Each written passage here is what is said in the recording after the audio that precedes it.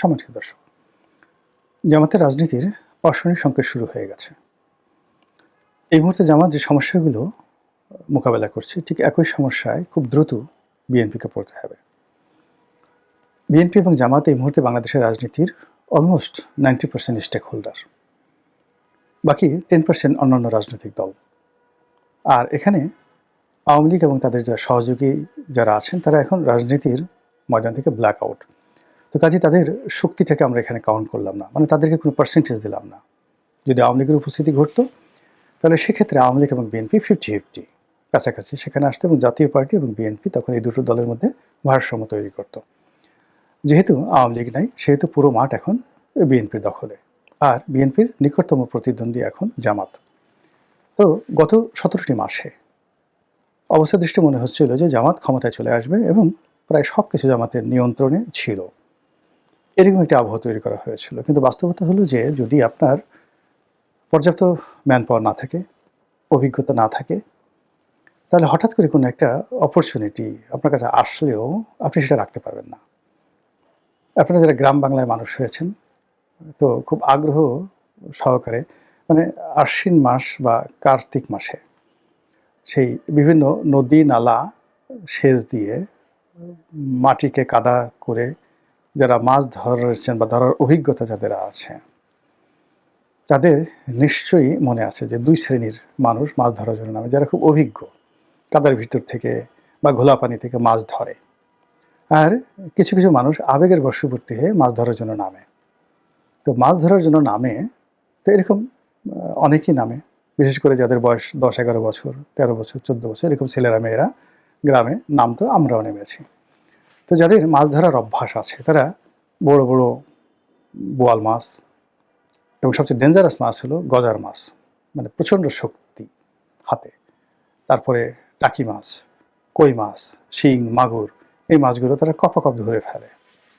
আর রুই, কাতলা এগুলো তো ধরেই। কিন্তু দেখা গেল যে একেবারে ঠোঁট মানে উঁচু করে নিজেদের যে মোষ ভাসিয়ে ছোট ছোট, ধরুন পুঁটি মাছ, একেবারে ছোট 1 ইঞ্চি ওজনের ছোট ছোট পুঁটি মাছ ভাসতেছে। তো যারা যখন মাছ ধরার উৎসাহ, যাদের মানে উৎসাহের কারণে নামছে কিন্তু অভিজ্ঞতা নেই, এরকম হঠাৎ কেউ একটা ধরেন 12 বছরের ছেলে, সে ওই একটা পুঁটি মাছ ধরলো। তো পুঁটি মাছটা সে ধরলো, ধরার সঙ্গে সঙ্গেই পুঁটি মাছ করবে কি, তার সর্বশক্তি দিয়ে সে একটা ঝাঁকি দেয়, এটা লাফ দেওয়ার চেষ্টা করে হাতের মধ্যে। ওই ঝাঁকিটুকু যাদের অভিজ্ঞতা নাই, তারা কেউ সহ্য করতে পারে না। পুঁটি মাছটাকে হাত থেকে ছেড়ে দিয়ে ওরে বাবা গো, মা গো বলে একটা লাফ দিয়ে সে চলে আসে, মনে হয় যেন গোকরা সাপ তাকে কামড় দিয়েছে। তো ওই যে মাছ ধরার যে অভিজ্ঞতা, সেই অভিজ্ঞতাকে যদি আপনি রাজনীতি ধরেন, অর্থনীতি ধরেন, সব ক্ষেত্রে একই অবস্থা। Two uphold an opportunity, to operate an opportunity, to own an opportunity, you need experience. Experience ছাড়া আপনি কখনো কোনো সুযোগ আপনি পেলেও কাজে লাগাতে পারবেন না, সেইটাকে আপনার কাছে রাখতে পারবেন না, এবং ক্ষেত্র বিশেষে এ সকল অপরচুনিটি বা সুযোগ একজন আরেকজনের জন্য মানে বিপজ্জনক হয়ে ওঠে, একে অপরের জন্য বিপজ্জনক হয়ে ওঠে। যেমন ধরুন 1/11-এর সময় অনেকগুলো মানুষ তারা রাজনীতির হর্তাকর্তা হয়ে গেলেন। সে কি দাপট, তাদের দাপটে টেকনাফ থেকে তেঁতুলিয়া পর্যন্ত মানুষ কাঁদে, কিন্তু সেই মানুষগুলো টিকে থাকতে পারেননি, তাদেরকে পালাতে হয়েছে, জেলে যেতে হয়েছে, মার খেতে হয়েছে, আরও অনেক কিছু। আবার বিভিন্ন পট পরিবর্তনের পরে অনেকের হাতে অনেক সুযোগ সুবিধা আসে, অনেকে মন্ত্রী হয়, অনেকে এমপি হয়, বা অনেকে নমিনেশন পায়, অনেকে যা কিছু করে। কিন্তু আমাদের দেশে গড়ে দেখুন যে সাস্টেইন করে রাজনীতিতে 5 বছর, এরকম লোকের সংখ্যা খুব অল্প। বিশাল ঝড়ের মতো রাজনীতিতে আসে, 2-3 বছর পরে বা এমনকি 2-3 মাস পরে হারিয়ে যায়। আচ্ছা, আপনারা একটু স্মরণ করেন, জাস্ট আমার সঙ্গে যারা আপনারা পরিচিত, আমি তো 2008 সনের আগে, মানে নির্বাচনের আগে রাজনীতির অঙ্গনে একজন অপরিচিত ব্যক্তি ছিলাম। তো 2008 থেকে আজকের এই দিন পর্যন্ত কত বছর হলো? 17 বছর হলো। এই 17 বছরে আমার সঙ্গে যারা স্টার ছিলেন, যাদেরকে আপনারা চিনতেন, অনেককে ভালো জানতেন, অনেককে মন্দ জানতেন, কিন্তু চিনতেন, অনেকে আপনাদের মনে হতো যে লোক এরকমই হওয়া উচিত, যাদের বয়স ধরুন ৬০-এর নিচে, আমার বয়সী। এরকম যদি ৫০ জন লোক ২০০৯ থেকে এই পর্যন্ত বিএনপি, আওয়ামী লীগ, জামাত যাদেরকে আপনি চিনে থাকেন, এখন আপনি আজকের দিনে ২০২৬ সনে এসে দেখেন তো তাদের কয়জন দৃশ্যপটে আছে, কয়জন জেলে আছে, কয়জন পালিয়ে আছে, কয়জন কথা বলছে, কয়জনের ঘরে চাল আছে, কয়জনের ঘরে ডাল আছে, আর কয়জন দুর্নীতি দমন কমিশন থেকে শুরু করে বিভিন্ন দপ্তরে মামলা মোকদ্দমার ঝক্কি ছাড়া সৎ ন্যায়নিষ্ঠভাবে এখনও আপনাদের সামনে সুন্দরভাবে কথা বলতে পারছেন, ঘুরতে পারছেন, সুস্থ অবস্থায় জীবনযাপন করতে পারছেন এবং সচ্ছল আছেন। এর অর্থ যে সুযোগ অনেকের জীবনে আসে, কিন্তু খুব অল্প সংখ্যক মানুষ সুযোগ কাজে লাগাতে পারে। সুযোগ অনেক মানুষের জীবনে আসে, কিন্তু খুব হাতে গোনা কয়েকজন মানুষ মনে করে যে এই সুযোগটি আমার গ্রহণ করা উচিত নয়। এদের সংখ্যা লাখে একজন। সবাই সুযোগ আসার আগে জিহ্বাটা বের করে থাকে কখন সুযোগটা তার কাছে আসবে। থার্ডলি হলো যে বেশিরভাগ মানুষ হাতে গোনা ২-১ জন ছাড়া ক্ষমতা দেখলেই মানে তাদের কাছে যেতে হবে, ক্ষমতার যারা ক্ষমতাধর লোকজন যারা আছে তাদের পা চাটতে হবে, তাদের কাছে মাথা নোয়াতে হবে। আওয়ামী লীগ জমানাতে বিশাল একটা শ্রেণী ছিল, তো সেই শ্রেণীর যারা চাটতেন, পা চাটতেন, দালালি করতেন, তারা নেই। আর ওই সময়টাতে অন্য যে দালাল গোষ্ঠীটি তারাও কিন্তু আওয়ামী লীগের কাছে যেতে চাইতো, কিন্তু ওই যে তাদের যারা প্রতিদ্বন্দ্বী দালাল গ্রুপ আছে তাদের কারণে তারা শেখ হাসিনার কাছাকাছি ভিড়তে পারেননি। এখন এই সুযোগে এসে, এই যে এখন পরিবর্তিত পরিস্থিতিতে এসে কেউ জামাতের পদলেহন করছে, কেউ এনসিপির পদলেহন করছে, কেউ তারেক রহমান সাহেবের পদলেহন করছেন, বিএনপির পদলেহন করছেন, কিন্তু পদলেহন করছেন না এরকম লোক কয়জন আপনি পাবেন দেখেন তো। এই জমানাতে এসে কয়জন লোক আছে? ইট মিনস সুযোগ কাজে লাগানো, সুযোগকে কাজে না লাগানো, এই দুটোই একটা বিরাট যোগ্যতার বিষয়। সেই যোগ্যতাটা অর্জন করতে হয় দীর্ঘদিনের সাধনা, শিক্ষা, দীক্ষা, মেহনত দ্বারা। যে লোক অন্যের টাকায় চলে, চাঁদায় চলে, অন্যের করুণা অনুকম্পা ছাড়া চলতে পারে না, তাকে আপনি ক্ষমতা দিলেই কি না দিলে কি, ও তো পরজীবী, পরগাছা। যে লোকের ক্ষমতাহীন অবস্থায় শুধু অন্যের সম্পত্তির দিকে নজর যাবে, অন্যের কন্যা, অন্যের স্ত্রী, বিদেশি, দেশি বিদেশি, নায়ক নায়িকা, গায়ক গায়িকা, যেখানে আকর্ষণ আছে সেখানে সে হুমড়ি খেয়ে তার লালসা চরিতার্থ করবে। এরকম মানুষ যদি ক্ষমতায় আসে, আপনি কি করে তাকে তো গুলি করে আপনি ফিরাতে পারবেন না অপকর্ম থেকে। এই তো বাস্তবতা। তো সেক্ষেত্রে হয় কি যে যখন আপনার সুসময় থাকে, সুসময়ে আপনার আসলে কিন্তু আপনি নিজের চরিত্রকে নষ্ট করেননি, দুর্নীতি করেননি, অন্যায় করেননি, লোভ লালসার ফাঁদে পা দেয়নি। যখন আপনার যৌবন ছিল, আপনি সেই যৌবনকে মন্দ কাজে ব্যবহার করেননি, মদ খাননি, জুয়া খেলেননি, তারপরে অপোজিট সেক্স, বাই সেক্স, যা কিছু বলেন, এটার দ্বারা আপনার চরিত্র কখনো কলুষিত হয়নি। আপনার কাছে যদি আল্লাহ রাব্বুল আলামিন নিয়ামত হিসেবে ক্ষমতা দেন, আপনি সুন্দর মতে চালাতে পারবেন। কিন্তু যদি আপনার এই ধরনের কোনো অভিজ্ঞতাই না থাকে, তাহলে এই নিয়ামত আপনার জন্য বোঝা হয়ে যাবে। সেই দিক থেকে গত 17 মাসে যে লোকগুলোর হাতে ক্ষমতা এসছে, সুযোগ আসছে, দায়িত্ব আসছে, কর্তব্য আসছে, তারা এই ধরনের দায়িত্ব কর্তব্য কখনো পালন করেননি। আর এই ধরনের দায়িত্ব কর্তব্য পালন করার জন্য যে ক্যাটাগরির যোগ্যতা এবং হিউম্যান কোয়ালিটি যেটাকে বলা হয়, মানবিক যোগ্যতা লাগে, সেটা না থাকার কারণে কী হলো, যাদেরকে যে দায়িত্বেই বসানো হয়েছে তারা সেখানে বসে রাষ্ট্রের সর্বনাশ করেছে, জনগণের সর্বনাশ করেছে। এমনকি কেউ যদি কোনো দলের প্রতিনিধিত্ব করেন, তাহলে সেই দলের সর্বনাশ করেছে। তো সেই অর্থে জামাত যখন সেই গত 17 মাস আগে এই রাষ্ট্র ক্ষমতা পরিবর্তনের প্রথম স্টেক হোল্ডার বা প্রথম সুবিধাভোগী হিসেবে তারা শীর্ষ পর্যায়ে রইল। তারাই আন্দোলনের মাস্টার মাইন্ড, তারাই A team, B team, C team এগুলো তৈরি করে বিভিন্নভাবে রাষ্ট্র ক্ষমতাকে কুক্ষিগত করে রাখলো।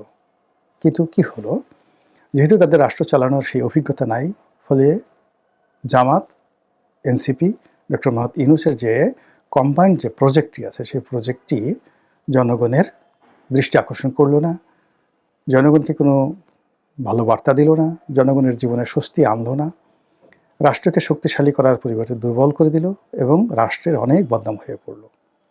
এর ফলে আপনি এখন দেখবেন জামাতের টুটা শব্দ নেই, রা শব্দ নেই। তারা আগে যেখানে হাত দিলে স্বর্ণ ফলতো, এখন যেখানে হাত দেয় সঙ্গে সঙ্গে সেখানে ছাই হয়ে যায়, সোনাও যদি থাকে ছাই হয়ে যায়। তারা এমিরেট প্রতিষ্ঠা করবে, খেলাফত প্রতিষ্ঠা করবে, এটা তো দূরের কথা।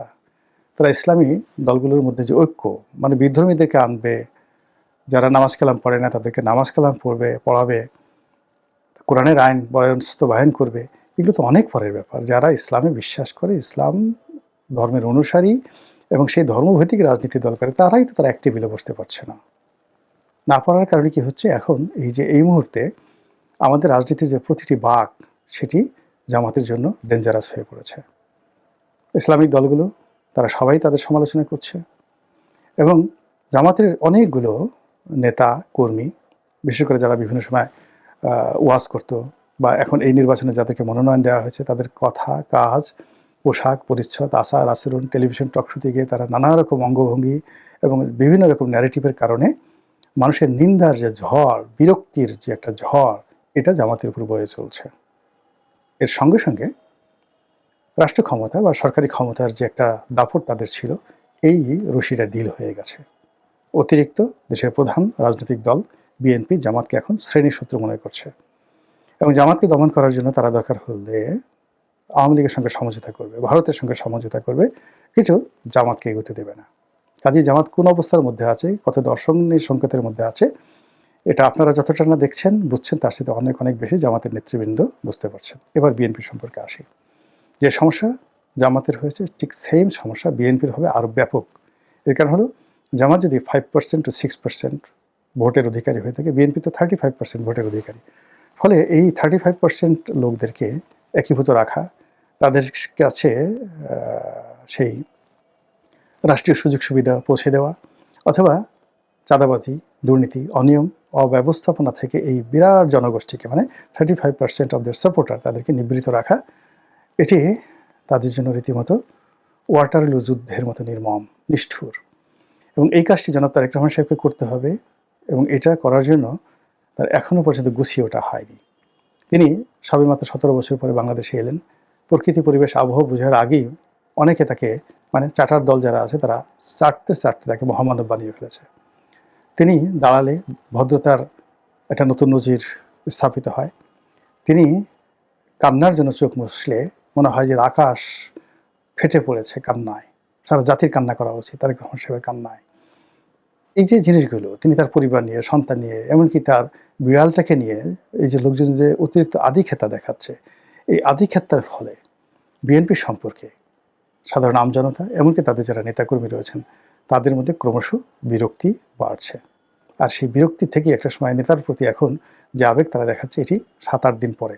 আবার বলছি, আজকের এই ভিডিও যে তারিখে করছি বা আপনারা যেদিন থেকে দেখছেন, এর পর দিন থেকে দেখবেন 7 দিন পরে দেখবেন যে তারেক রহমান সাহেব সম্পর্কে মানুষের যে এই আকুতি, মানুষের যে শ্রদ্ধাবোধ, মানুষের যে আকর্ষণ, এই জিনিসগুলো থাকবে না। কেন থাকবে না? প্রত্যেকটা জিনিস হলো কি, প্রকৃতিগতভাবে হতে হয় ভিতর থেকে। লিডার বানানো যায় না, নেতা জন্ম থেকে তৈরি হয়। শিক্ষিত শুধু ইউনিভার্সিটিতে পাশ করলে, ডক্টরেট ডিগ্রি থাকলে শিক্ষিত হয় না, শিক্ষিত হয়ে জন্মগ্রহণ করতে হয়। মানে একজনের মেধা জন্মগতভাবে, একজন পুরুষ তার মাথায় অ্যাভারেজে 400 গ্রাম ঘিলু থাকে, আর একটা নারীর মাথায় অন অ্যাভারেজে 240 গ্রাম ঘিলু থাকবে। তো যিনি নেতা হবেন তার মাথায় অ্যাভারেজে 500 গ্রাম ঘিলু থাকবে। আপনি যদি ঘিলু না থাকে, কোনো অবস্থা আপনি নেতা হতে পারবেন না। আচ্ছা, এই ঘিলুটা টের পাবেন কখন? একেবারে আপনি যেদিন মাতৃগর্ভ থেকে পড়লেন, পড়ে যে আপনি একটা ওয়া করে শব্দ করবেন, ওই ওয়ার মধ্যেই বোঝা যাবে আপনি একজন নেতা। এরপরে আপনি সকালবেলা, মানে এরপরে আপনি, মানে দীর্ঘদিন তো আপনি উলঙ্গ থাকবেন, সাথে সাথে আপনি তো প্যাম্পার্স পরাবেন, আপনি পেশাব করবেন, পায়খানা করবেন, দুধ খাবেন, কান্না করবেন, ঘুমাবেন। এটার মধ্যেই আপনার নিয়মানুবর্তিতা, আপনার ক্যারেক্টারিস্টিক্স, এটা ফুটে উঠবে।